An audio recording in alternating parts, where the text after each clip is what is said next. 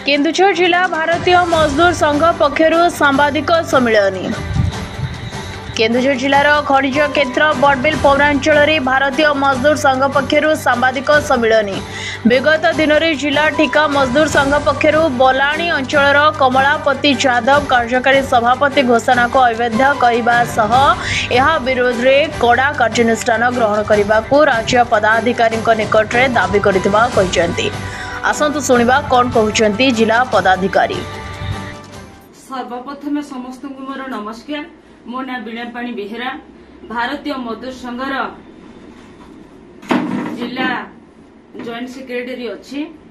जेते बड़े आमर जुलाई 23 तारीख ठिका मजदूर संघ ना प्रतिष्ठा दिवस दिन से गोटे अवैध कमिटी कले उमाकांत दास आउ किछि लोक नहीं कि प्रतिष्ठा दिवस दिन से माने गोटे ठिका मजदूर संघ ना संघरे से माने मीटिंग करी तांको जिला कमिटी कले। आपण देखंतु भारतीय जनता पार्टी गोटे संगठित पार्टी एते विशृंखला हैला केमती? ए भारतीय मजदूर संघ आज्ञा ये होची अण राजनीतिक संगठन, ये कोनोसी पार्टी रो नुह। एथिबे आमे सूचय दोचु ये होची श्रमिक हित, राष्ट्र हित, उद्योग हित। एठी हजार हजार श्रमिक संगठन पे आमे बीएमएस अतप्रत भाव जड़ित होई तांको पे आमे काम करछु। तेणु आमे चाहुनु आज्ञा जोटा जिल्ला रे आज्ञा जानि नहांती, आमे जिला कमिटी जानि नहु किंतु राज्य भी जानिनी।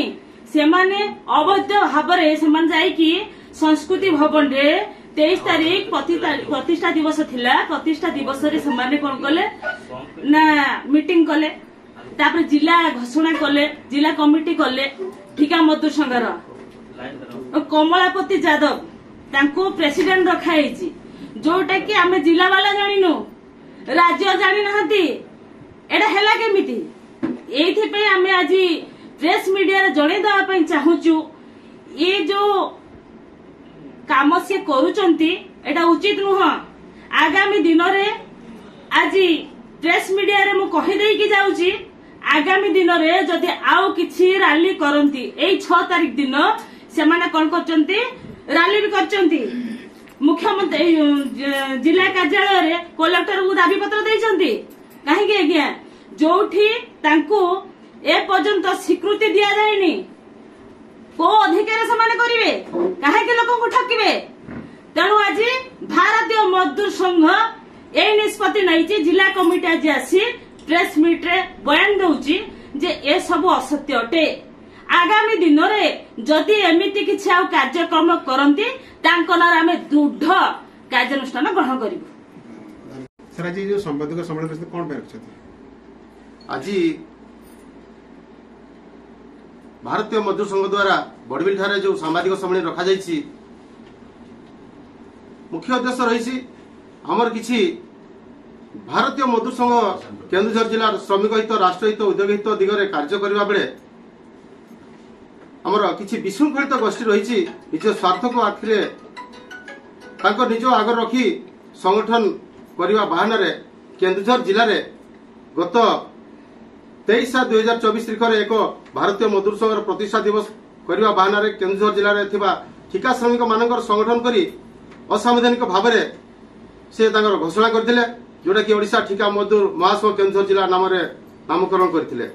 सेथिरे बलाणी ठिका मजदूर संघर श्री कमलापति यादव को सभापति भाव में घोषणा करथिले, किंतु एथिरे हमर जोटा कि ओडिशा रे जो रही ठिका मजदूर महासंघ तार थारु किछि भी से निष्पत्ति नहीं नथिले कि तांकर मान्यता नथिला कि केन्दुझर जिले रे भारतीय मजदूर संघ द्वारा परिचालित हब ए जो ठिका मजदूर महासंघ ये सब असंवैधानिक भाव में से घोषणा करथिले।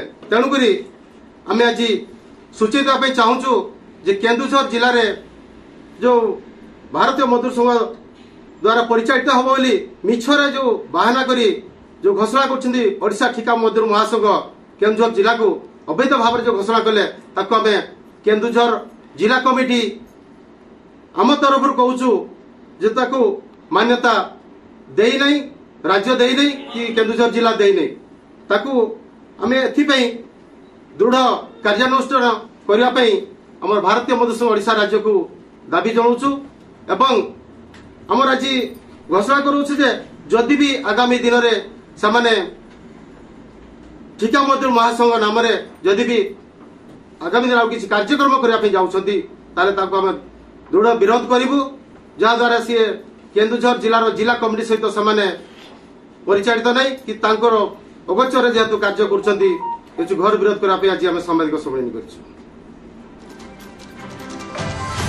केन्दुझर जिल्लारू सरस कुमार महापात्रଙ୍କ रिपोर्ट के पब्लिक न्यूज।